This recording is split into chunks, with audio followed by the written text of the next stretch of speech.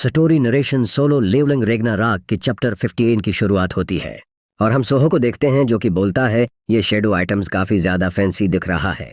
मैं उसकी अपीयरेंस को बंद कर देता हूँ जिससे किसी को दिखे ना। लेकिन आखिरकार उसको क्या हुआ है, सिर क्यों पकड़ रखा है उसने।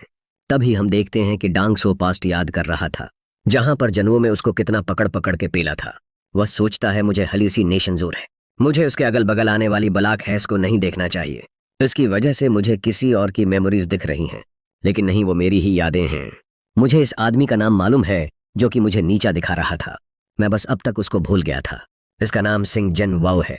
सोहो बोलता है ये मेरे पापा का नाम कैसे जानता है। बेरो बताता है शायद ग्रेड को अपने पास्ट की मेमोरीज याद आ रही हैं। सोहो पूछता है बेरो ये तो क्या बोल रहा। बेरो बोलता है डांग सो का रिलेशनशिप आपके फादर के साथ अच्छा नहीं था, ये उनके हाथों मर गया। उसके बाद उनका शेडो सोल्जर बना जिसका नाम आपके फादर ने ग्रेड रखा था। शायद उसको भी अपनी मेमोरीज वापस याद आ रही हैं। सोहो पूछता है लेकिन उसको अपनी मेमोरीज बना शेडोकी के कैसे याद आ रही हैं। बेरो बोलता है जैसे वो जिनचल को अपनी मेमोरीज बना किसी शेडोकी के याद आ गई, शायद उसके साथ भी सीम हो रहा है। डांग सो बोलता है सांग जनवो और सांग सोहो। हाँ मुझे अब याद आया है, उसके घर में उसकी एक फैमिली फोटो थी। जरूर ये जिनवो का बेटा है, लेकिन सांग जनवो खुद इस दुनिया में हंटर के तौर पर क्यों नहीं है।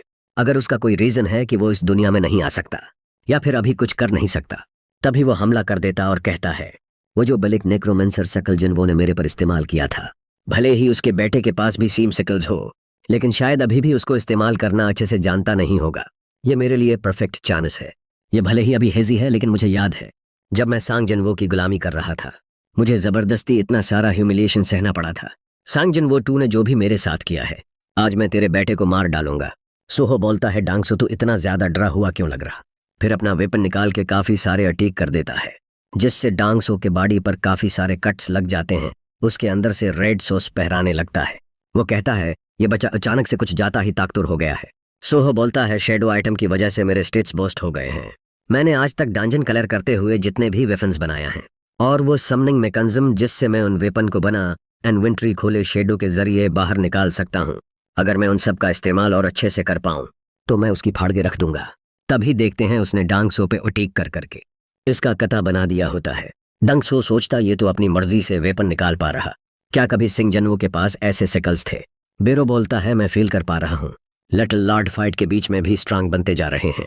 सिर्फ लेवल में नहीं बल्कि टेक्निक और इंस्टिंक्ट भी बढ़ रही है। मेरे लीच में आपको बताना चाहता हूँ, मुझे ऐसा लग रहा है कि मैं आप और लिटिल लॉर्ड जल्दी एक दूसरे से मिल पाएंगे। तभी हम देखते हैं कि डांग सो का कथा बन चुका होता है। इसकी आंखों में डर साफ दिखाई दे रहा होता है। उसको सोहो को देखकर ऐसा लगता है जैसे इसके सामने खुद सिंह जनवो खड़ा हो, जिससे पूरी जमीन के टुकड़े हो जाते हैं। वह सोचता है मुझे नहीं लगा था कि ये इतना ज्यादा पावरफुल होगा। मुझे यहाँ से वापस जाकर अपने ग्रुप से मिलना होगा। मैं भाग नहीं रहा हूँ, मैं बस तैयारी करने जा रहा हूँ ताकि उसको मार सकूं। मैं उस पर तब हमला करूंगा जब यह अपनी डेली लाइफ में अपना गार्ड डाउन कर रखा होगा, या फिर उसके किसी करीबी को किडनैप कर लूंगा। ये भले ही कितना भी स्ट्रांग हो लेकिन उससे नहीं बच पाएगा। लेकिन तभी उसके पीछे सोहो आ जाता और अटैक करता है, जिसकी वजह से काफी बड़ा धमाका होता है।